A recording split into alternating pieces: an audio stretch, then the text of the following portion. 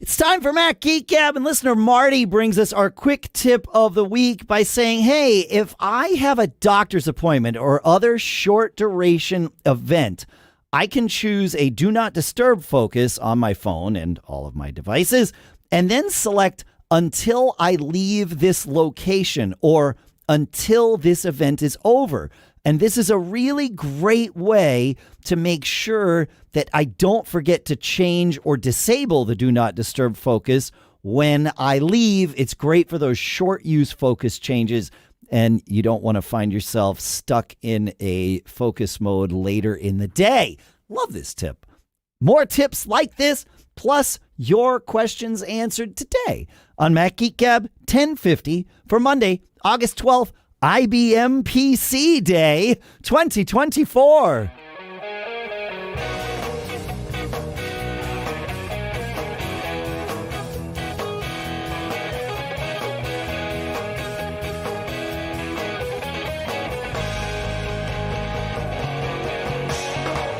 Greetings, folks, and welcome to Mac Geek Gab, the show where you send in tips like that. You also send in your questions and hopefully we answer. You send in cool stuff found. We share it all. We do our level best to organize it into an agenda such that we are each best set to learn at least 5 new things every single time we get together. No, every single time we get together. BBEdit at barebones.com is our sponsor for this episode. We'll talk more about them in a little bit. For now, here with my voice mostly back and intact in Durham, New Hampshire, I'm Dave Hamilton. And here in South Dakota, I'm Adam Christianson. Pete? How are things this morning? There's no Pete. No. Yeah. no Pete. I was wondering when he was going to chime in. Oh, he's not here. He's not here. Pete's not here. That's right. We miss him. Looks like he's having fun, though. So he's having fun. Yep. From his socials, it looks like he's enjoying his travels. I think these are a little bit of like recreational travels, which is nice for him, given that how often he travels for not recreation. Yep. I almost got caught when you did that intro, IBM PC Day, because I wanted to reenact that somewhat famous Steve Jobs photo. Like that was the first thing that came to my head. Which somewhat famous Steve Jobs photo? The IBM photo. I'm forgetting. You're not aware of so he is standing below the IBM sign at the IBM building somewhere. I think it might be New York or someplace, giving a 1-finger salute. Oh, really? You've never seen that photo? No. Nope, I haven't, but I have now. That's great for IBM PC Day. I love that. I didn't know if we could make that gesture on the streams, because I know I got caught the other day with using similar language. Oh, yes, that's right. Yeah. Well, we've generally chosen not to use salty language in this podcast, by and large, because there's no reason for it, and it would. Correct. Well, I'm sure it would gain some affinity with some of you out there, and that's fine. It would also, I think, the flip side of it is that it would alienate some folks, especially people who like to listen with their families and things like that. And the subject matter of the show just really, it doesn't require it. Yeah. Yeah, exactly. Yeah. But typically, unless it's Steve Jobs giving his opinion about IBM. That's right. Yeah. But then years later, they partnered. Yeah. Tower PC was a whole thing with IBM. Yeah. Right? Right. Well, I have that. And then Intel. Right? Yeah. Well, but Intel wasn't with IBM. That was just Intel. No. But I mean, like, yes, they have this great history of having longtime rivals, and then suddenly they're not rivals anymore. Correct. Yeah, they're rivals right up until Steve tells you they aren't. Yeah. Or, they need Microsoft to save the company. Yeah, that's true. I know that was a pivotal and necessary moment for Apple. I also know that Steve Jobs wishes he had done it differently because Bill Gates couldn't be there at Macworld Boston for that announcement. And so there was, let's see if I can find this picture while I'm talking, but the way that it worked was that Bill was on the screen looming over Steve. Yeah. And Steve did not like that particular, the optics of that were not fantastic. Well, it's the full 1984 vibe. It's the full 1984 vibe where Bill is, 15, 20 times the size of Steve at Steve's event. That not so good. So, yeah. But had he been there, he probably would have been pelted with rotten fruit. So would have not been so great anyway. No, I mean, in the moment, Steve handled it very well because he's a showman like that. But he does not like the fact that the picture that we just showed on the YouTube stream exists. that I think it was more that, like, oh, if only there was no record of this, because it sends the wrong message when you're not there. Yeah. Well, and it just had to probably sting more that what that was required for was not Steve's doing. Yes, right. That was him. Yeah. Repairing a lot of damage. Yes. But he did it. I mean, he did what he had to do. And that, I mean, I know this isn't Business Brain, which is another podcast I do, but that is necessary. I was going to say it's the sign of a good leader. It's the sign of a leader. I mean, whether you're good or bad, sometimes you just got to do the things that aren't fun. Letting people go is another one of them. It's a huge one. It sucks. I hate it. There are few things in life that I use the word hate about, and that is one of them. I really, really don't like it at all, but sometimes it's necessary. Yeah. Oh, it's absolutely necessary. And, I tell people, you have to understand it depends on the situation though, too. Yes, this isn't always the situation, but the one that gets me the most is just when you have a leader that's just doing it because they want to be a nice guy. I've been at companies where people should not be there because they're bringing all of their coworkers down and not contributing. And that's my biggest pet peeve, is just like, why are you here? You obviously don't want to be here. You don't want to do the job. And the leadership's not taking care of this person. It's just like, move on. But so. Yep. Understand in certain situations it's necessary because you're actually impacting your entire organization if you don't. Yeah. Anyway, we don't have to go on the business stuff. Let's do some fun stuff. No. Let's do some fun stuff. You got a tip from Grumpy to get us back into that mode? Yes, I hope so. Except somehow I didn't mark it. So why didn't I mark it? I don't know. I apologize, and I'm going to vamp here for a little bit and try and find it. Why am I not finding it? Do you want me to just read it? I'll do it. Yeah, if you've got it ready to go. Sorry. In front of me.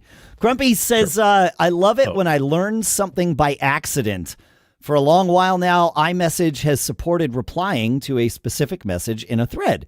Normally, I need on my phone to press and hold on the message, or on macOS, control-click, and select reply. Today, quite by accident, Grumpy says, I found that swiping right on the message will immediately enter reply mode for that message. Who knew? Some of us knew and some of us didn't. And that's the beauty of the quick tip, is the thing that once you learn it, you do it automatically. And then, but when somebody sees you do it, it's as though you have conjured a spell. Yep. And this is a great one. Yeah. The other half of this tip is swipe to the left, right? To the left to get the timestamp of your messages. That's right. Yes, that's right. So when someone actually, replied or you sent that message. I've had to show my family members that a few times because they're like, when did that message come in? Where's the stamp? Where's the date time? Yeah. Yeah. But I didn't know that. I didn't know this tip either. It feels much quicker than the tap and hold if you just it's click and way reply. faster. Yeah.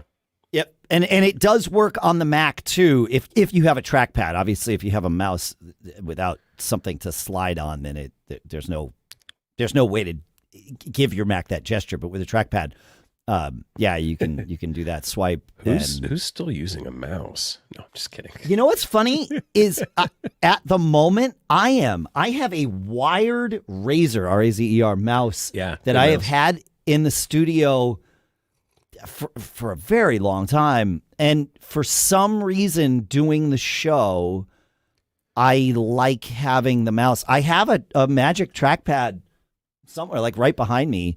I'm sure the batteries are dead in it at the moment. It's one of the like you replace the batteries in it ones. But I don't know. Doing the show, I like being able to grab the mouse.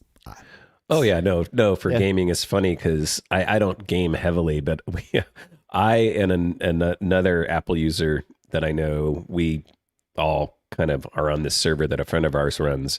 We have been for years, and the two of us use our trackpads for like gaming for Minecraft. Yeah. Everybody else is like, "Are you kidding me?" Because it's not easy. It's not good for gaming. You need a good gaming mouse. Usually, it's very tricky. But we've just mastered it. It's like, so we make fun of everybody the other way around because it's like, why are you using a mouse? Yeah. Oh, I see. Yeah. Yeah. Well, I mean, for what I'm doing here, a trackpad would make more sense. And again, I'm just totally used to it in all of the workflows that I do on this computer that I don't even think about it. In fact, when you started saying it, it almost didn't register for me that, wait, I am, Right. I was mostly doing it just to be controversial. Well, but like doing audio, like editing and mixing and things like that, the trackpad is so much more functional that it's strange that I don't at least have both actively like working in here. I want to say back in like 2020 and 2021 when I was doing a lot of recording here, like we were mixing the Macworld All-Star Band stuff, I might have had the trackpad going up here then. I'll have to ask Skylar, my daughter, because she was doing a lot of that with me if we were using a trackpad or just the mouse. But anyway. Yeah. All right, well, we got a lot. Then you got the trackball people. I don't want to take us down another rabbit hole, but... That's John F. Braun. I guarantee you he's still using a trackball. Like, he's not... Like, this mouse is old. This mouse might be almost as old as the show. But John would routinely, buy new trackballs. He loves the Kensington, whatever it is. Yeah, a lot of people love that. I think Jeff Gamet does that sometimes too. I don't know if he still does or did. But yeah, I think it's also good for people. Like, I've heard it's good if you have like carpal tunnel or something like that. Interesting. It can help. Yeah. Yeah, it could be. Yeah. I don't know. The angle on that where you'd think it'd be worse. Yeah. I would think it would be you're worse. Not moving as much. I don't know. Yep. Anyway. All right. While we're on this tangent, though, I will ask how many people have taught themselves to be ambidextrous with their pointing device. Like, how good are you with a mouse with your left hand versus your right, or a trackpad with your left hand versus your right? I taught myself to use when we like with my Mac SE30, I think, the first computer I had with a mouse, I realized that I was a better one-handed typist with my right hand than my left hand. And so doing work, especially I was doing a lot of page layout work back in those days. And I noticed that I was just bouncing my hand back and forth, my right hand back and forth between the mouse and the keyboard. And my left hand was doing very little. I was like, well, this is super inefficient. So I spent a Saturday playing Shuffle Puck Cafe, which was essentially like shuffleboard with the mouse. Yeah. And I spent a Saturday playing Shuffle Puck Cafe on my Mac SE30 with my left hand. And after that point, like my left hand, I can use even to this day. Like where was it that I recently did this? I think it was at Mac Stock. The way they had their setup, they had like a mouse there, but it needed a trackpad on whatever the surface of the table was. This was like the production thing that Roger Harmon was primarily using, and I was helping him deal with the audio delays that we referenced during our show there.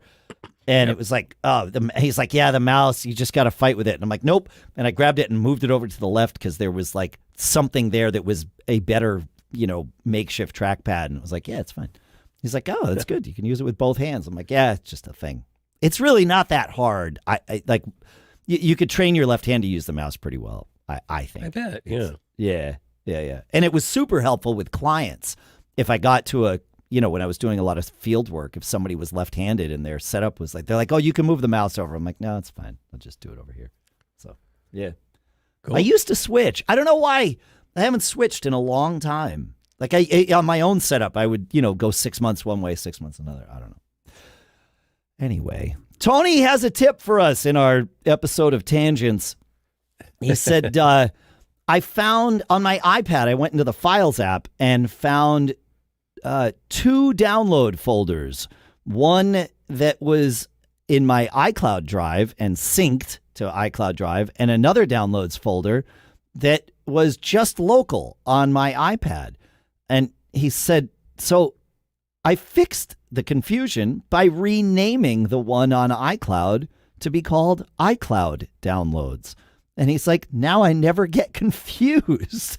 I thought, what a brilliant thing to do. This is PC Unix in our Discord chat posted this. And I immediately went and did the same thing because on my phone, I've gotten confused too. Like, wait, which downloads folder is this? Like, I don't know why we have both of them. I'm sure somebody at Apple decided it was a good idea to have a downloads folder that would be synced. But yeah. So, yeah, great tip. Love it. There are 2 that are different. Yeah, exactly. Yep. So, yeah, look at that.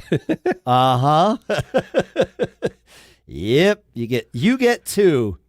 So change the one that's on iCloud drive from being called downloads. What is the one that's on iCloud used for? This is one of the questions, one of the mysteries of the universe.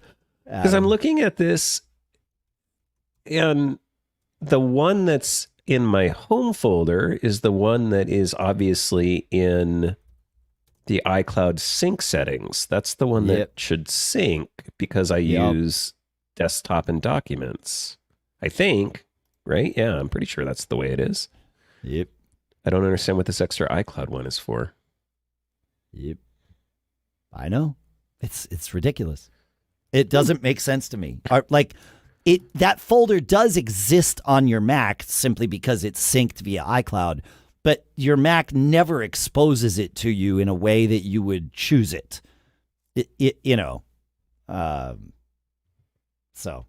So Mackie Pie in our live Discord chat at live.macgeekgab.com, I'm pretty sure that's where that is, says the iCloud downloads folder is used for Safari downloads on the iPhone and iPad. So that's the default location of anything that Safari downloads.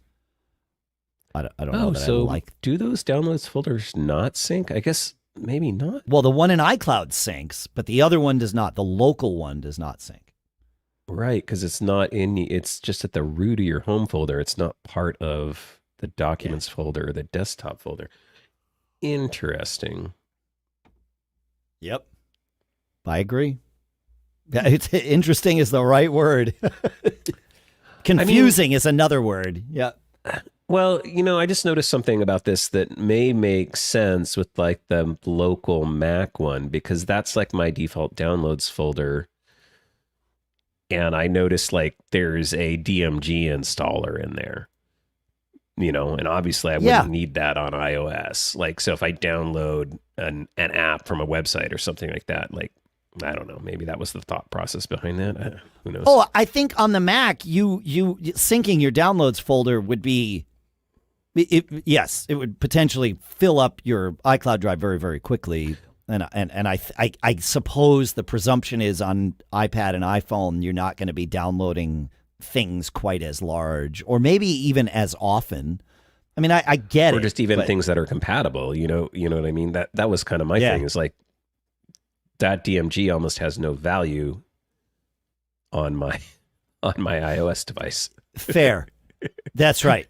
Unless I just want it as a backup. I don't know. Anyway, interesting. Yeah. Had no idea. Yep. Cool.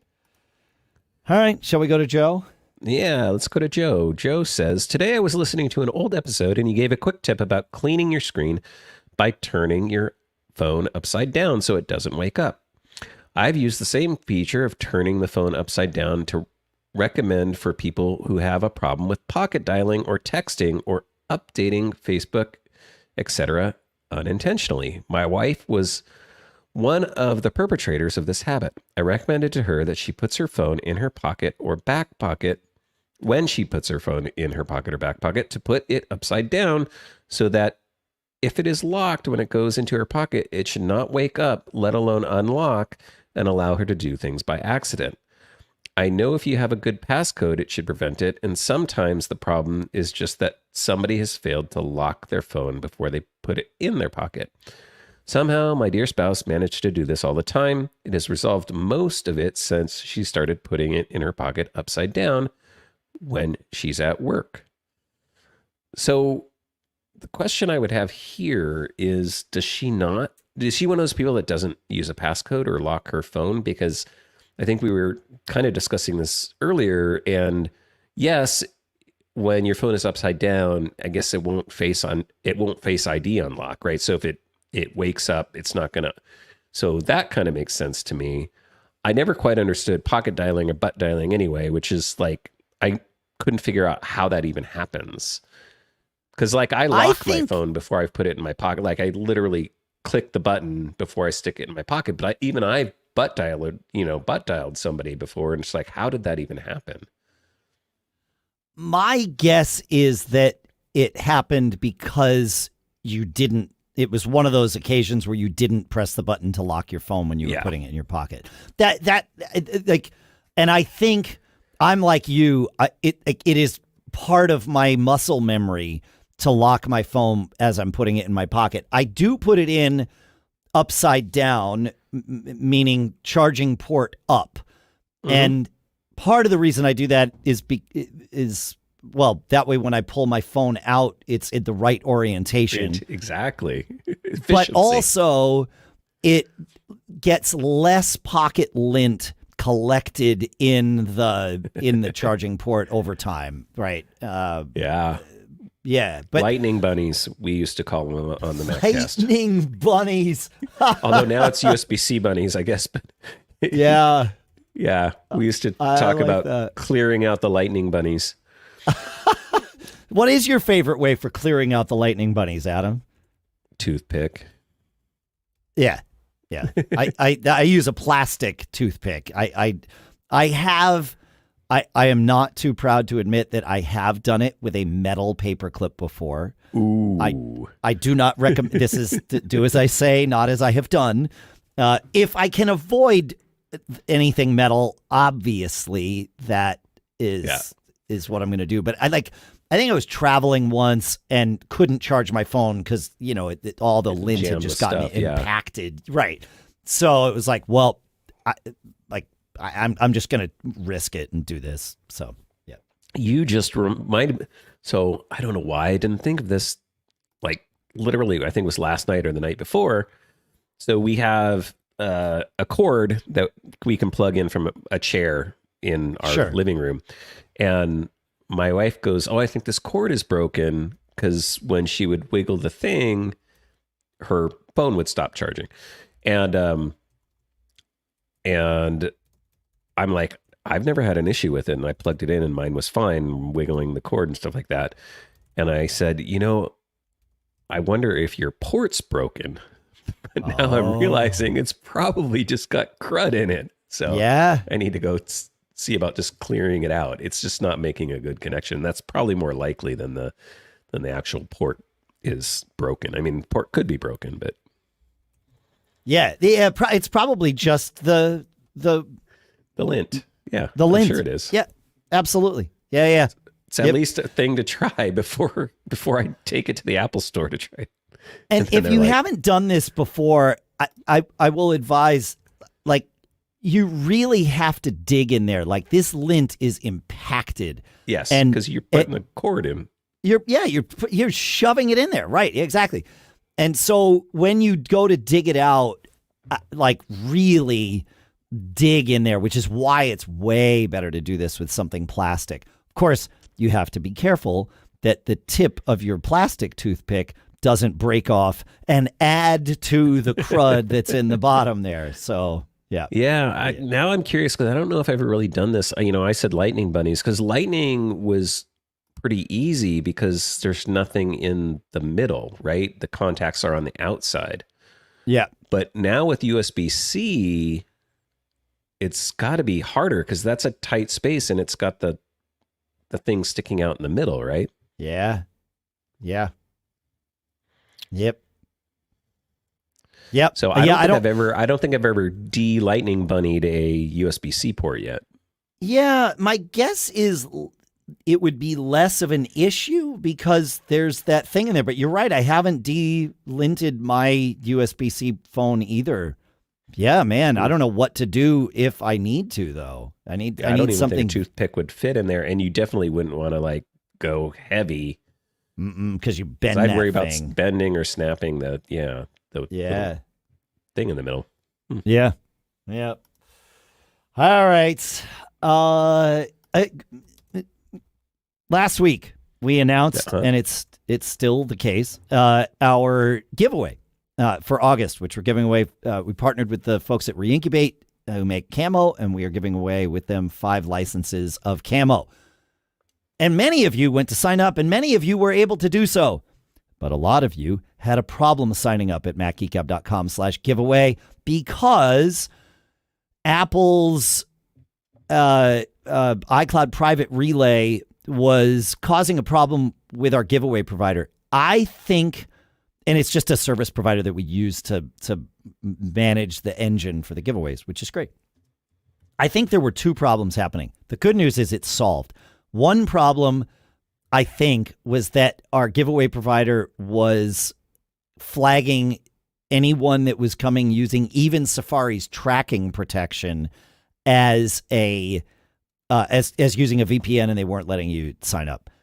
The second was that Apple's iCloud Private Relay had an outage recently that also was contributing to this problem. Both of those things have been addressed. We worked with our survey provider, and of course, Apple fixed their problem without us having to work with them. But yes, all good, and we're back in business on that. So if you have not signed up, please go sign up. And even if you have, you can refer other people, and you can get additional signups in there and register to win one of those 5 licenses. So. When was that private relay outage? Because I'm now wondering. We had that last episode question of somebody who said, in Safari, none of my images are loading, like everything's broken. And I had recommended turning off private relay stuff, but I wonder if that was only an intermittent outage. I think you're right. Yes. And we had several people write in about that too. And I believe you are correct that was the solution. I think I might have also got caught by that because that week too, I had a couple of instances, and I think I brought this up on the show as well, where like Safari just wouldn't load anything. Like it just like died, and I ended up like rebooting my phone completely because I couldn't click on anything. It was just became non-responsive. So Yep. I think we all kind of ran into our own versions of that. So, right. Yeah. Yep. So my apologies for all of the craziness with it. It was a perfect storm of events that were timed with our launch of our first giveaway. But, all good things have to have a little bit of, nothing good ever works out smoothly in the beginning. You got to have like a little, like just some little hiccups. Yeah, we love the hiccups here. I mean, that just before we move on, that's just a good general tip. Again, Safari has all of these privacy protections, all these things, which are great things. Yes. But if you ever run into an issue using Safari on a website, just a good general tip is try a different browser. Yep. Especially if it's like, I've had it with all kinds of e-commerce sites is another very common one that I run into where Safari sometimes just doesn't work because unfortunately they want to have all that tracking and all that other stuff. So yes, and it can break things. It can break things. Yeah, exactly. Yeah. And yep. And I like to have that tracking protection on. Me too. Me too. Yep. I prefer Safari, but sometimes it's just like, I just need to get this order in, or I just need to get this government form filled out, you know. It's just like, I need to get this done. Gotta get it done. I can't mess with this. Yeah. I guess the other tip is, I think in Safari too, you can temporarily just disable that. I want to say from the URL bar, like right click and do website settings for that specific site, and you can control that. So that's probably another little tip. You can just like disable or change. You can the disable settings. Content blockers, but I don't know about Is it only tracking content blockers? protection. Do I not? It's possible I don't have tracking protection enabled on this computer. No, maybe I just thought that was the same thing or similar things. But Mackie Pie says that it is in the page menu. I'm not sure where the page menu is on my Mac. I don't have a page menu. Reduce privacy protections is the option. Okay. I don't know where that is. I'm not seeing it on my Mac. So we will continue to investigate. Follow up. Yeah, we'll follow up on that.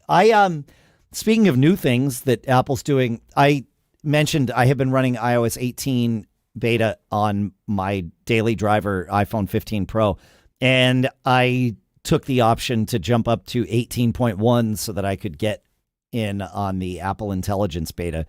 And I will say that this is all still a beta, so I don't want to spend time complaining about bugs in something that obviously is known to have bugs and all of that. Right. When the Apple Intelligence does what I would expect it to do, it's much better than what Siri has been in the past. But it's currently inconsistent, where I'll ask it a question, like I asked it how old. We were driving home from a concert or something, and I asked it, how old. We went and saw Green Day, so I was like, how old is Billy Joe Armstrong? And it answered. And then I asked, how old is Mike Dirnt? And it was like, I can't show you that information while you're driving. It's like,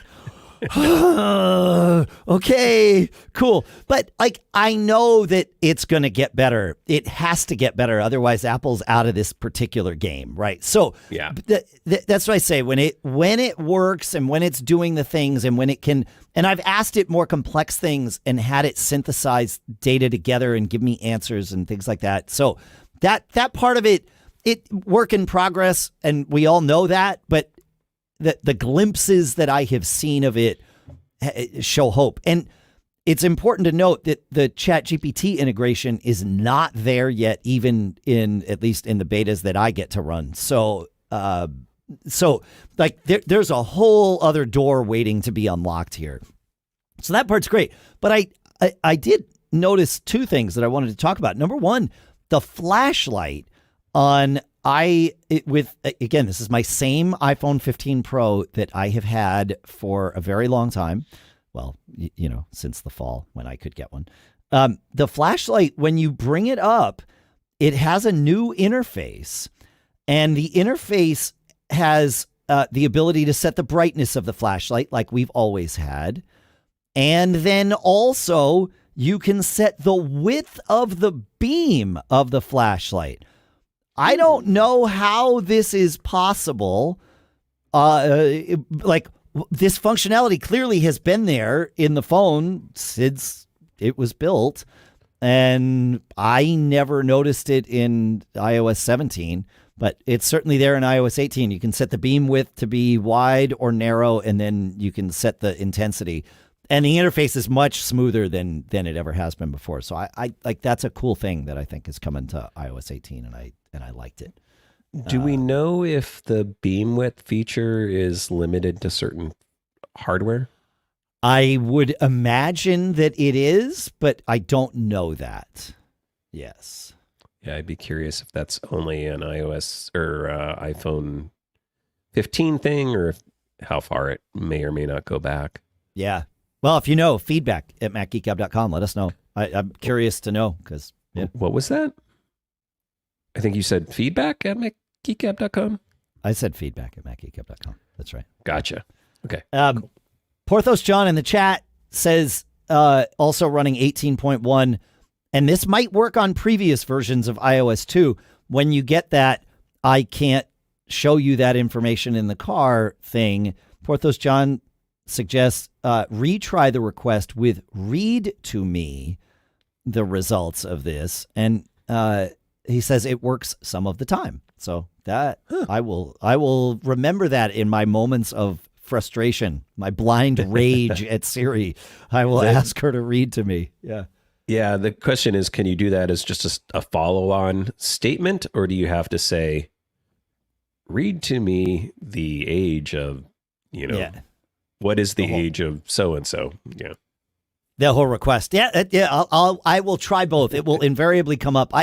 The car for me is where, you get into that default mode network where you're sort of like on autopilot and your brain just kind of like does stuff in the background. And invariably I come up with like little things. And that's why I leave notes or reminders for myself, and because I know I'll forget them. But also, I have these curiosity things. And when I'm driving alone late at night home from a gig to stay awake, having a conversation with Siri, it's often a great way to sort of re-energize myself and make sure I don't fall asleep. And so I will certainly have an opportunity to test this out very soon. So I will. Yeah. Porthos John says, I think Siri rage is more dangerous than road rage while driving. I think you're right. I think it's certainly more common. Yeah. The other thing that is coming and is there for many, but not yet me, in iOS 18 is the RCS messaging support. It is carrier dependent. And what's really interesting is I found a Macworld article that talks about this. People with the major carriers, T-Mobile, Verizon, AT&T, if you're running iOS 18, you have RCS messaging support. This is the rich messaging that makes essentially texting with Android people far more like iMessage with the rich messages that you're able to send back and forth. It's better than SMS messaging. And if you have one of the major carriers, it's there. If you have one of the MVNOs, the mobile virtual network operators, like Mint Mobile, I'll say Visible, although I'll come back to that, Xfinity Mobile, those kinds of things that don't have their own towers, but instead lease space with others. Many of those, in fact, initially, all of those did not have RCS support. And the reason, I thought it was just because the carrier hadn't turned it on. And that's, by and large, that's correct. But it's not that the carrier hadn't turned it on for iPhones. It's that the carrier hadn't turned on RCS at all. When someone with an Android phone does messaging, and has, say, Mint Mobile and messages another Android phone, that's using Google's RCS backbone, similar to Apple's iMessage backbone. That's very different than the carrier directly supporting RCS. On iPhones, it's only carrier support that works. So I know that since iOS 18 has been in beta, Visible has enabled RCS on their network, and therefore it's now open to iPhone and Android users. We're hoping that Mint and other companies will do the same thing, but it's not just an I need to enable it for the iPhone thing. It's they need to enable it thing, which was an interesting distinction to find that out. It's like, that's interesting to know. Yeah, I have to imagine that will get resolved even before iOS 18 launches officially. Unless it's really difficult for a carrier to turn it on, but my guess is hopefully it's not. Right. Yeah, hopefully it's not. Yeah, exactly. Yeah. Yeah. So we'll see. I remain ever hopeful, and I swear I'm not obsessively checking. To turn this on, by the way, the place I'm not obsessively checking is settings, the settings app. Go to apps, because your app settings are now not on the main screen. So you go to settings, apps, and then choose messages. And in there, right where you would find the turn on the SMS messaging and other switches like that, if it's capable for your provider, you will see a new line item for RCS messaging, and you can go in and turn that on. So that's the way it works. All right, folks. Have you ever felt like your text editor is just a glorified notepad? Don't get caught in the digital stone age. Upgrade to BBEdit. I use BBEdit all the time to count words, compare documents, track timestamps for our podcast show notes, and even, of course, do a bit of coding. It's like having a Swiss Army knife for text, but without the danger of accidentally cutting myself. BBEdit 15 is packed with features that make my life so much easier. My favorite? The mini-map palette. It's like having a tiny little helicopter that lets me hover over my entire document. And when it comes to comparing documents, BBEdit is so precise, I'm convinced it might secretly be a robot from the future sent to help us nerds keep our sanity. But wait, there's more. With BBEdit's ChatGPT worksheets, you can chat with AI right inside the app. It's like having your very own virtual assistant who doesn't ask for coffee breaks. So, whether you're tracking timestamps, counting words, or just trying to outsmart your text editor, BBEdit has your back. Don't get caught using a lesser tool. Get BBEdit and experience the magic for yourself. Visit barebones.com to get started. Your text deserves the best. And our thanks to BBEdit and Barebones for sponsoring this episode. You know, Adam, while we're here, we just obviously thank BBEdit because we love our sponsors. We also love our premium members. And I wanted to take a minute and thank our premium members whose contributions have come in over the last couple of weeks, because we always get to the end of the episode and then it's like, oh, I really want to do this. So I'm doing it now because y'all are important to us. And you can learn more about Mac Geek Gab Premium at macgeekgab.com/premium. It is optional. It is absolutely not mandatory, but it's super important. And those of you that do participate and contribute to us, it makes a huge, huge difference in our ability to continue to do the show that never ends. So $10 contributions came in with thanks to Gary in Babylon, Jason in Charlestown, Robert in Columbiana, Stephen in Costa Mesa, Jeremiah in Edgewater, Donald in Furlong, Nick in Marquette, James in Melbourne, Corey in Midlothian, Cal in Russellville, Mark in Vero Beach, and John in Vienna. Thanks to all of you. We had $25 contributions come in from and thanks to Tim in Bright, James in Chester, Joseph in Fuquay-Varina. I think I'm pronouncing that right. I'm probably not. Glenn in, I'm going to say it my way because I know I will mispronounce it in your language, Glenn. Glenn in Munich, Mark in Roslindale, Joseph in Shorewood, and William in Verona. And then thanks to both Everett in Dover and Anthony in Rockville for their $50 contributions. You all rock. And thank you for everything. It's amazing that we get to do this, and simply listening to the show is the fact that all of you listen and engage and all of that is super humbling, and this is the icing on the top. So thank you for supporting us, and it really is important. And if you want to learn more about that, of course, macgeekgab.com/premium. Awesome. Thank you. Yeah.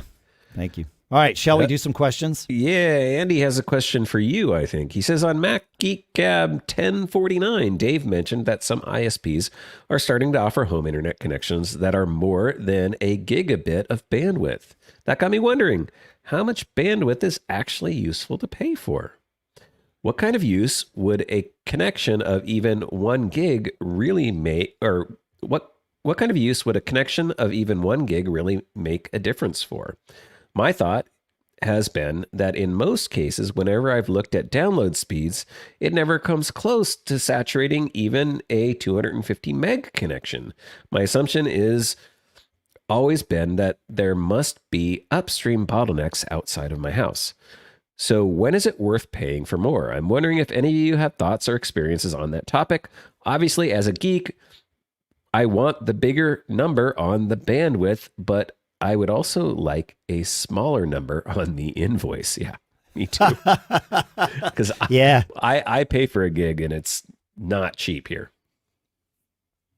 Yeah, so I also have a gigabit connection here. I think about this a lot, right? This is a great question, Andy. When I got to the point where I had 300 megabits per second down at my house, and this was still with a cable connection, so I think it was 300 down and like 10 or 12 up or something pitiful. I remember thinking on the downstream, this 300 is enough. I wish I could have the upstream to match, but at the time that wasn't an option. And then I did, my cable company, which in our area is Xfinity, allowed me to move up to a gigabit down and a whopping 40 megabits up or 35 or whatever it was. And it was like, okay, so I paid for the 35 up and it happened to come with a gig down. But since that moment in time, I have not noticed a real functional difference in downstream speeds since I moved from from wherever I was before, moving up to that whatever 300 number was at the time. That I noticed. It like made a difference when I was downloading, disk images or updates or things like that. And then when fiber showed up, it's all symmetrical, right? So my gigabit down is also a gigabit up. I thought about going with the 250 up and down when fiber came, but it was like a $10 a month difference between the two.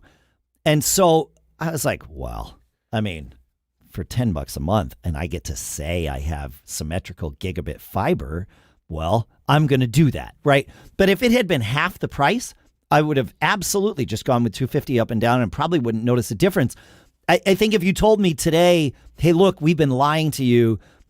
We artificially inflate your speed test numbers, because that's the only time when I really see full bandwidth back and forth. We artificially have been inflating your speed test numbers, but everything else has been at 250. I'd believe you. Be like, yeah, okay. Because so many other things, where I really want more speed is on my uploads.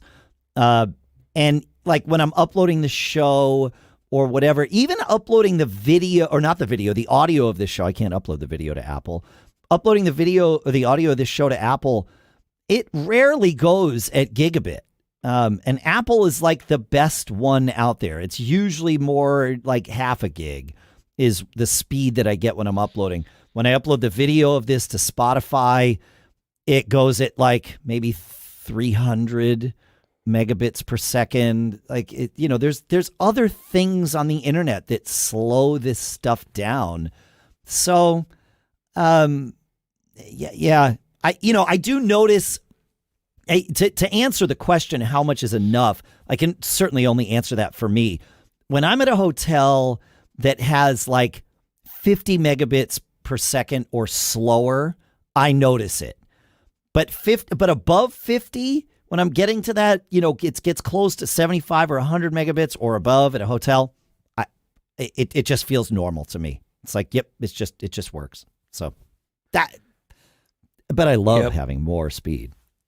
Yeah. I'm like you. I mean, being a podcaster, the upload was much more important to me than the download speed, because I wanted to get on with my life after getting a show done. It's like I just want to get it posted up there. I want to get it done. But I don't think a lot of people need the upstream bandwidth. I mean, maybe more. Another thing where it's another area where it's important for me now is because I work from home, so I'm on Zoom calls all the time. So I don't want my Zoom video stuttering for other people and all of that stuff. So, or doing things like this, right? Like doing this, I want good upload speeds just as much as I want good download speeds. So that's the main reason I pay for it, but not everybody has that use case. The only other thing I can think of is, this may be a red herring and me not understanding how download speeds were. But when I had 4 people in my house and everybody's watching streaming video in 4K on a different device, on a different service,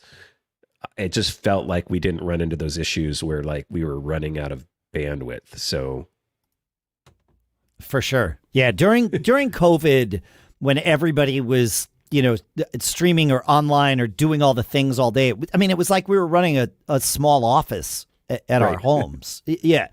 I mean, in a sense, we actually do run a small office at our home. I will argue, though, that it's more than just us podcasters who want upstream. I think with all the photo, like all the syncing that we do, syncing and online backups, but and I realized that we could and have had the conversation about that sync and backup are similar enough that we can probably call them the same thing for most people and in most cases.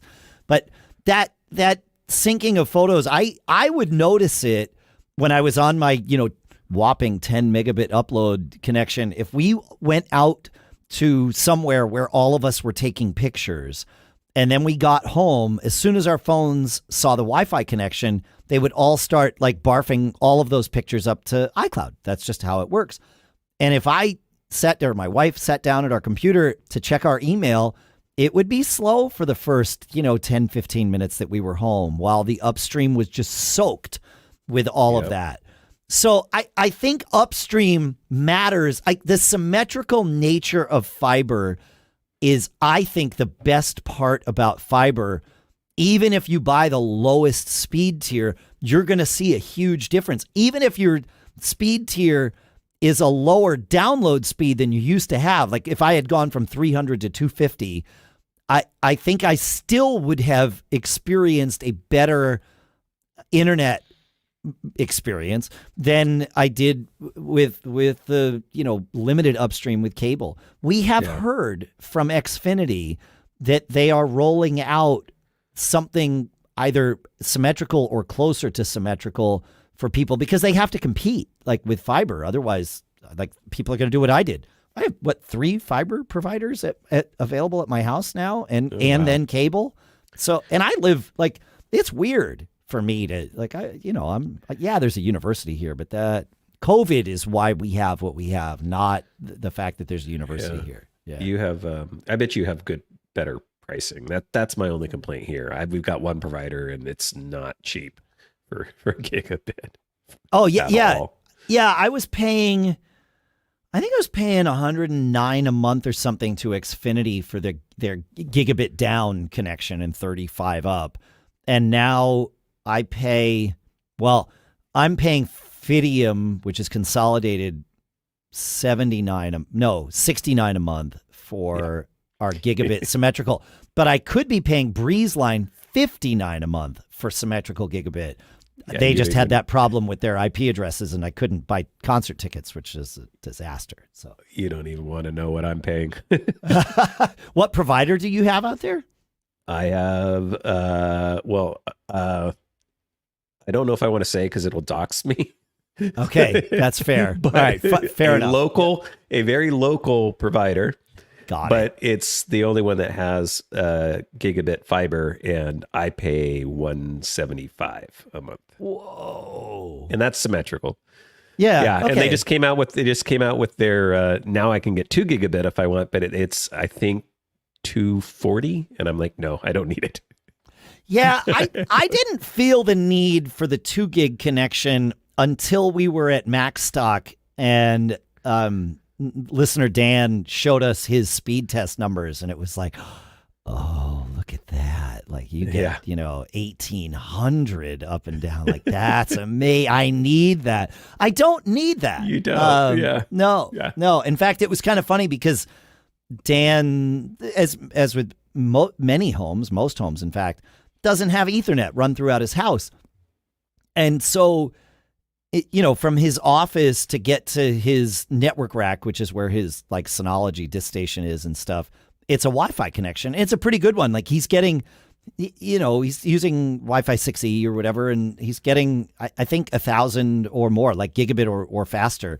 But he said I have a faster connection to my disk station from my office because of my 2 gig, fiber connection than I do from like his office, his remote, like the office that's not at his house than he does from the office that is at his house. And it was like, oh, that's really frustrating. You got to run some Ethernet cable. He's like, I know. Right. And just so nobody gets really sad about me for my internet connection. Again, I work from home, remote, and my company does give me a monthly stipend for internet access as part of my compensation. So it takes some of the sting out, not all of it, but a good portion of it. Oh, that's a good idea. Huh. I like that. Yeah. All right. Well, good. yeah, I mean, they don't have a giant office that they're paying for. So we got some additional benefits. We also get a certain amount of money just for home office supplies and stuff like that. Right. Huh. If I need a new desk or I need a new monitor or something like that, some of those things are covered. I like that. Yeah. I never even thought about that. And that's on me. All right. There might be some changes here coming at Backbeat Media in the next couple of weeks. Great. And you can use that in Business Brain too. I'm going to use it in Business Brain, but I think I'm also going to actually institute it here at Backbeat. Like, yeah, why not? Yeah, put your internet connection on our on the corporate card. Like, sure. Makes sense. Yeah. I like it. Yeah. All right. Makes good sense. Speaking of internet connections and devices and routers and all that stuff, Chris, we got actually a couple questions. We'll start with Chris. He says, "Hi guys, seems like I'm getting caught here and I need some help. Meros, is that how you say it? Support? Let's call it Meros. Yeah. It is useless, as is TP links." Well, sorry to hear that. I decided to fix my non-existent problem by upgrading my mesh network from an older Eero to the TP-Link Deco AX3000 Wi-Fi 6 mesh system. It's supposed to be pretty good. Yeah. I set the same network name and password, so all my IoT devices would theoretically just connect. Well, this worked great for everything except my Meros smart outlets. I'm living like a cave person, and I need to get back to the future ASAP. I've gone into the settings in the Deco app and have done everything I can think of. I have added the IoT network. I have changed the frequencies. I have removed the password entirely. I have changed security types. I have stood on one foot, held my breath, and chanted in Latin. I think this is what used to be called the rubber chicken process by... Yes. certain people. Yes, wave the rubber chicken. I keep getting the error that I need to reset my router, and I really don't think that I need to do that. So what's going on? Yeah. Okay. So thinking about sort of all of these data points that Chris sent in, and I love this, like lots of information. We get to synthesize it and process it. I think that your TP-Link Deco is working fine. And the reason is, if all of the other devices just connected to it without fail, without hiccups, without fanfare, then it means that you set the same SSID and same security and authentication, and they all just saw it and they were happy to jump to it. So I don't think, could be wrong, that the problem is with the Deco. Operating under that assumption, let's look at what did change. So the SSID didn't change. The password, the authentication method, all that must have remained the same. What did change? Well, the hardware changed, right? You swapped out the Deco for the Eero, fine. But that also means that the MAC address changed. Not the address of your computer, the Mac, but the MAC, the Media Access Control address, which is a unique identifier that is theoretically unique to every Ethernet and Wi-Fi device that's out there. So your Wi-Fi access points have different MAC addresses. And it went from being, whatever the MAC address of your Eero's radio was to the MAC addresses of the radios in the Deco. And so again, operating under another assumption is that the Meros devices, instead of bonding to the network name and happily migrating to the same network name on a different MAC address, that they bonded to the MAC address. and they are looking for that and not finding it. And so my next step would be factory reset your Maross devices and re-add them as though your network is new, or that they are new to your network.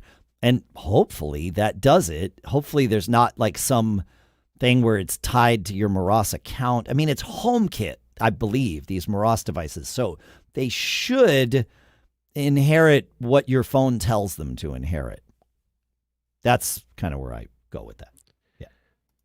The only other thing that I can think of, and just because it wasn't mentioned, but I would presume that this was already tried, but I'm just going to throw it out there just in case it's like, oh yeah. Firmware updates.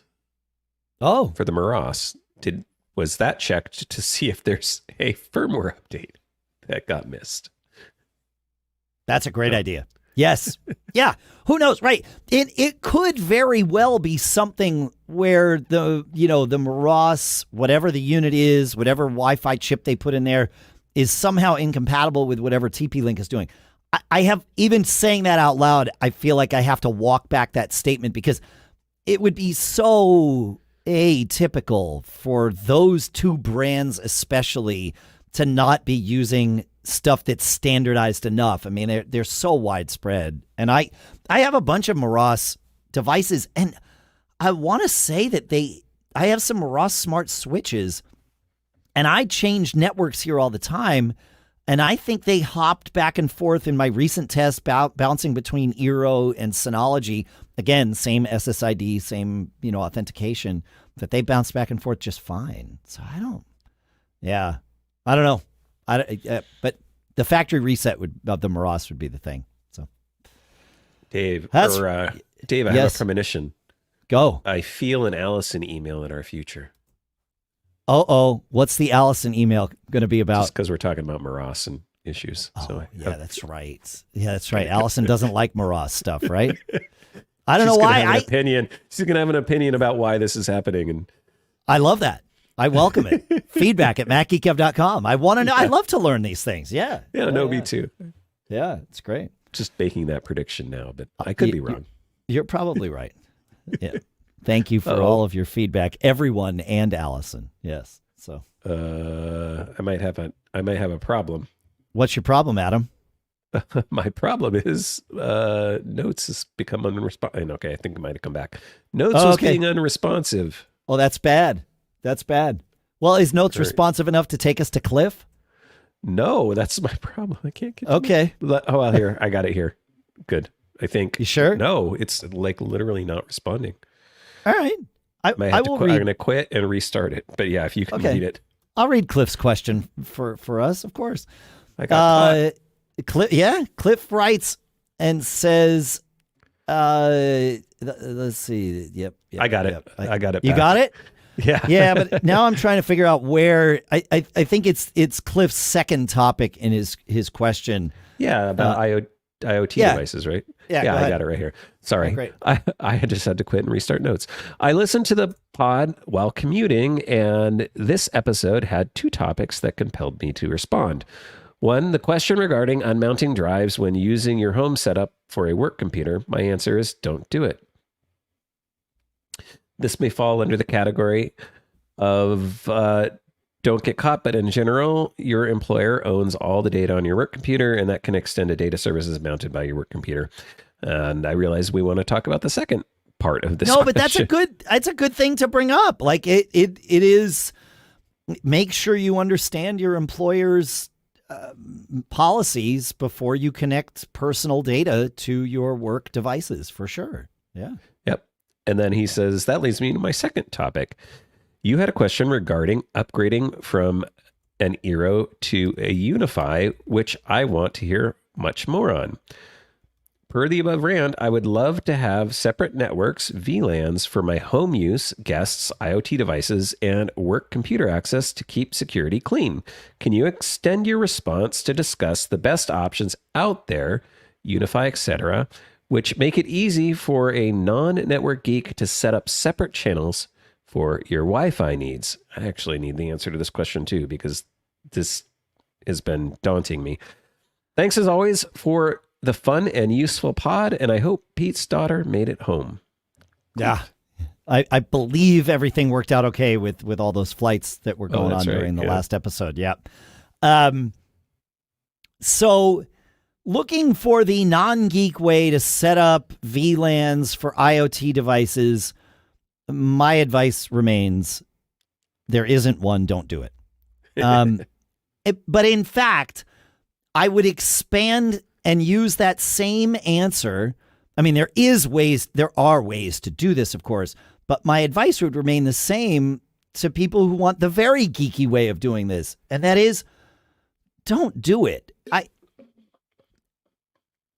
IoT devices often need to connect directly to them for management, or like a printer, for example, you need to connect directly to it to print to it. I've seen more headaches caused by segmenting one's network than security issues or, disasters avoided. It's very rare that we hear of especially these days now, of an IoT device, running rampant on your network and doing all the bad security things and all that stuff. So I don't run separate VLANs. I know many of you do. And I not only welcome, but encourage the feedback about this, because if I'm missing something, I definitely want to be educated on this. But it just seems like more trouble than it's worth to have to choose to manage separate networks for your IoT devices versus other things, especially with all the home automation stuff that we do. It's just so handy to have everything all on one network. So that's my advice and answer. It might not be what you were looking for. But that said, if you have a router that will let you set up a separate Wi-Fi network, like a guest network or something like that, you certainly could connect your IoT devices to the guest network. They are going to be segmented and protected on that. And really, if you must, that would be the non-geek way to set up another network for your IoT devices, is to just put them on your guest network and be done with it. So that would be one non-geek way. The other non-geek way would be to set up just add another router and have them all connect to that and have that compartmentalized off of your network too. So yeah, what do you think?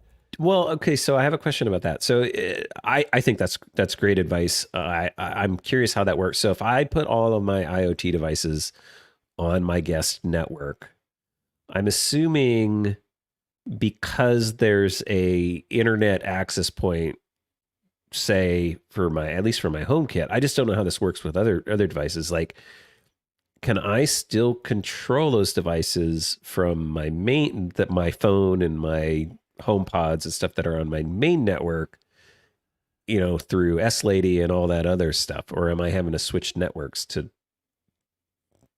control my IoT devices? I guess that'd be my question. That's the headache I'm talking about avoiding. Right. So the answer is it depends. With HomeKit, I think if they're Wi-Fi devices, then they need to, whatever device is talking to them needs to be able to talk to them. Right. Because HomeKit is a local connection. And certainly you can have like an Apple TV or whatever, or a HomePod, that's acting as the network gateway for those things. Yeah, right. But it's still talking to them locally on your network. Now, if they're Bluetooth devices, that's different. For your cloud managed devices, which a lot of IoT devices still are, HomeKit devices can also be cloud managed by the vendor's apps. It's not like HomeKit prevents them from being cloud managed, right? It's just HomeKit works differently. But the cloud managed devices would still work fine if you put them on a guest network, because you're never talking directly to the device. You're talking out and back via the internet. Right. Unless you're using something like Home Assistant, which is built to bypass the latency that is inherent in going out and back to the internet. And it sort of just knows how to talk directly to your devices. And that's one of the things that people love Home Assistant for, is that it's so fast to access your devices, because Home Assistant runs on like a Mac or a Raspberry Pi or a Synology or something locally, and it's only talking locally to your devices. It's not going out and back to the cloud. So you get that really responsive thing, which can matter with like light switches and things like that.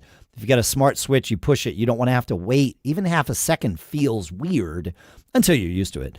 For a light to come on, you touch it and boom, it responds right away. So I think you're going to create a headache. Create it if you want, but be very aware and make sure everyone in your house is very aware that there might be weirdness, and this might be why there's weirdness.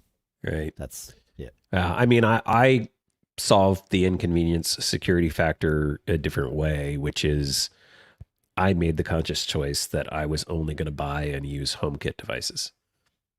Okay. And then I'm okay with them all being on the same network because of Apple's posture with HomeKit on security and all those things. Like, I don't worry about a HomeKit device doing something weird or rogue, and I'm not going to go buy some off-brand third-party Chinese cheap camera just because, like, I don't trust that company. I did, but that's kind of how I chose to do it. So can I burst your bubble?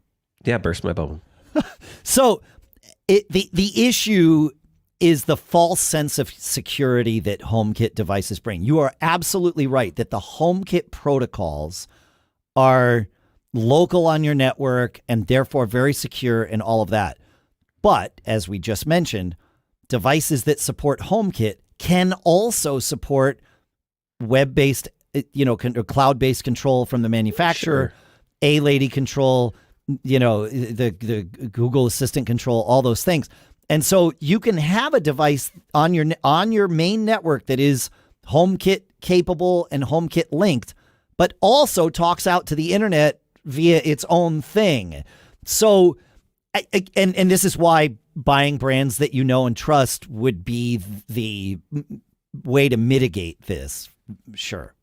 You could also set up and again, this now gets geeky and might cause problems, but you could buy HomeKit devices and then on your router set up a profile that says, don't let these devices talk to the internet. Only let them talk locally on the network. And then that way they can't leak your data out to the internet because they're literally not allowed to talk to anything other than other devices on the local network. You might cause problems with some devices doing that. Don't know. But that would be the way to sort of mitigate that. I know. Sorry, I burst your bubble. No, it's fair. I should have thought it through more.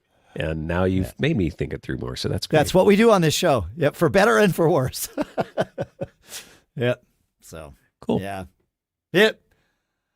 We have lots more, but we're at the hour 13 mark here. That's where we usually try to end. Is there one more question you want to go through, or do we call it for today? We could do one more, I think. All right. You want me to take us to Felix? Is that the one you want to do? I think that's a good one to close out on. Yeah. I agree. Yep.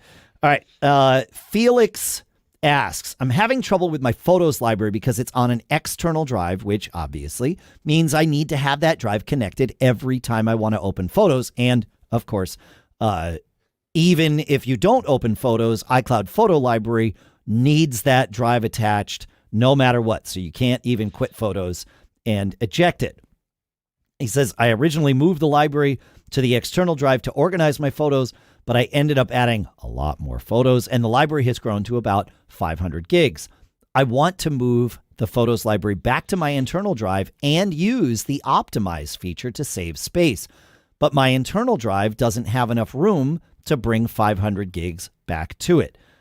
Can you guide me on how to move the library back to my main drive? I am using Mac OS 14, aka Sonoma, on an M1 Max MacBook Pro with gobs of RAM. Thanks, Felix. What do you think, Adam? Yep. Well, I thought I had the simple answer to this, which is just like, you can just move the library and set it back up and you'll be fine. But he threw in the curveball of Now my library on the external is too large to bring back to my Mac. So in that situation, I think you have a couple of options. Because you are using iCloud Photo Library not in theory, in actuality, you could set up and enable a new library on your Mac and then set it up for optimize in terms of how you're going to have that library, which means it will download as much stuff as can fit and leave other stuff in the cloud. So you're not going to have your full library local, not the full 500 gigabytes, but as much of it will come down, and then it will manage that, right? If you've got new stuff, the new stuff's going to come in. Older stuff that you're not looking at is going to stay in the cloud, and that should all work. And it should just populate. Now, what you want to do is you want to set this up, and then leave your external one until all the syncing happens. So depending on your connection and all that stuff, it may take a while. What I don't necessarily like about this solution is then you have to, and I know there's some debate on this, we talked about earlier, is syncing backup or not backup? I'm one of those people, especially with my photo library, I want a local copy that I can then completely back up. And obviously your local library is now not going to be complete because you have had to do the optimize because it won't all fit on your drive. So the other option that I would think you might be able to go with is cleaning up the library before you just move the whole thing, i.e. use a tool like Power Photos on the external one to break the library up into stuff that maybe you want to archive and back up. Maybe you can clean out some of the, blurry, not as great photos and sort of make the main library smaller with the really good photos that you want to keep, so that it does get small enough that you can literally just move it back to your Mac and not have to keep it optimized on your Mac. But that's going to obviously require you to do a lot more housekeeping, and I get how that is, inconvenient for some people. Some people just want, I just want to dump everything in there. I don't want to have to think about it. I just want it to sync. So it's going to kind of depend on what you want to do. And I've had this with my wife's library. We've had to move hers to an external drive because it's just got huge, and she has a MacBook Air and it doesn't have a large drive. So I got her a large external SSD, but now when she wants to use her photo library, she's got to plug that in.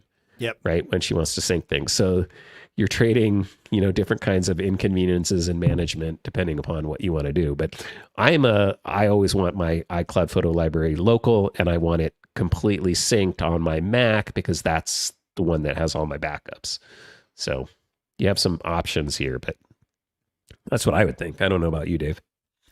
I have some thoughts. My first thought on the, sync versus backup thing with iCloud Photo Library specifically, I think it ventures into the backup realm simply because the cloud backup realm, because it retains deleted stuff for 30 days or something like that. So it's not like if you delete it, it's gone from everywhere instantly. You've got a little bit of a safety net there. And to me, that's where backup, kind of the difference between sync and backup happens.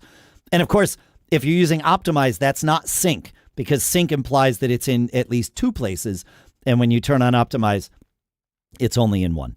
Now, Apple has yet to lose anyone's photos. If they do, we would hear about it, and it would be terrible for Apple. So I think they know this, and they take a lot of precautions to make sure that that cannot happen. Still, I like to keep a local copy of my photos. But I have an idea, and I did this for a client years ago, and I think they're still operating under this scenario because their main computer is a laptop. So like Felix, they want to have the flexibility and portability of having access to their photos without having to have a drive dongling off of it. And of course, because of iCloud Photos, if you've got your iCloud photo library on that drive, it just needs to sort of be connected all the time, and it's a pain in the neck. So the solution was 2 user accounts. Same iCloud user, right? So you create your primary account, And that you have the Photos library local on your drive, and it's set to optimize. So you can go anywhere you want. And when an account is logged out, iCloud doesn't sync. And that's the iCloud photo library doesn't sync. And so the second account is the account logged into the same iCloud so that you get the same iCloud photo library. But that one, you connect an external drive and sync the whole thing down. And then put it in your calendar that once a week, maybe on Saturday night, you plug your laptop into charge, you log into the alternate account, plug in the drive, let it sync everything down. Overnight, you wake up on Sunday morning, you log out of that account. Now that syncing process stops, log back into the main account, eject the drive, you're good to go for the week. It kind of gets you the best of both worlds without having to drive yourself crazy. It's a little bit crazy, but yeah. 2 Mac user accounts, but same iCloud. That's good. Yeah. Yeah. That was my solution for them. And they were like, oh, wait, this is going to work. I'm like, yeah, I know. It totally works. I'm pretty good at this. Yeah. It's like, turns out every now and then I have a good idea. So yeah. Yeah, that was my that was the recommended solution for my whole work. I need a developer iCloud account and like 2 Mac accounts. In this case, different iCloud accounts, but same kind of thing. Like I never thought about using separate Mac accounts. Right. Yeah. Separate. You can have 2, and I've confirmed this. I've done this. You can have 2 accounts on the same computer, and you can also have two accounts on different computers logged into the same iCloud account. And that's where this particular bit of magic sort of all comes together when you start thinking of it that way. Take it one step further. I like that second option, maybe even better, which is if you have an old Mac, just set that up as your local iCloud backup whole system, right? And you could just leave that one logged into that account with an external drive connected to and that's the one that syncs. Yes. I mean, I've got a old Mac Mini sitting here that I never reconnected, that's like my wife's old, Mac Mini, and it's not doing anything right now. That could be my iCloud, backup whole system, and it wouldn't be that hard to set up. So, all right. So now I have to keep us going here because I've held this cool stuff found for, this particular one for about a month and a half, but the same thing has been in cool stuff found sort of pending for a while. And it is something that listener Paul wrote in. He says, this conversation seems to come up, but having your iCloud photos downloaded to a local spot so you don't lose them is sure a nice reassurance. And he says, with network storage devices that have enough storage, it's pretty easy to spin up a Docker container to do this daily using something called iCloud PD. And he says, I've got this going on my Synology and backing up then to my other Synologies, all those things. And he says, I have my photos downloading. I have my wife's photos downloading. And he says, then I'm also going to run an engine called Image to do photo recognition, but he's not quite there yet. But yeah, it's this thing called iCloud PD. It's available on GitHub, but you can find it in Docker repos for the Synology too, and all of that stuff. And it stands for iCloud Photos Downloader. And it's a little bit nerdy to set up, but it's not terrible. The worst part is that once a month, you have to go and re-authenticate the token for this because you can't give it you can give it your iCloud password, but it needs the 2-factor authentication, and that expires after 30 days from Apple.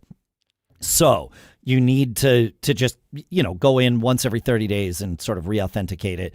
But I have it running. It works. Like it's pretty amazing. And it just does the thing. And now that's another sort of best of the world kind of thing here too. So I know I might have set this up on my new Synology. See what I mean? Yep. Yeah, that's why I had to bring this up. So yeah, iCloud PD, and I know there's a couple people on the Discord that are excited about it. So I put the link is in the show notes. Thank you, listener Paul, and everyone who has written in about this. And yeah, it had to come up. So that's awesome. Yep. But now I really think it's time to end the show, Adam. I think so. We must. Yeah. So thanks for hanging out with us, everybody. Hopefully you learned many things. Hopefully 5. I hope. Thanks for listening. Thanks for sending in all your stuff. It's you that makes this show possible for all the reasons. Without your questions and tips and cool stuff found, we'd have to do a different show. I'm sure we'd figure something out, but this is way more fun and way more educational. We get to learn and enjoy. So thanks to all of you. Thanks to CacheFly for providing all the bandwidth to get the show from us to you. And thanks to all our sponsors. You can go to macgeekgab.com/sponsors and see all of the current sponsors plus any deals. We check it about once a month and prune out and add deals so that there's always stuff there. And then, of course, there's our giveaway at macgeekgab.com/giveaway. Thanks for hanging out with us, folks. Thanks for everything you do. Thanks for continuing to allow and support us in doing this. It's one of my favorite parts of the week. It's awesome. I love it too. It really is. I say I lead a charmed life, and it's a perfect example. So, you got any advice for anybody out there, Adam? Yeah, I would advise everybody out there, be safe, be healthy, be happy, and don't get caught. Made on a Mac.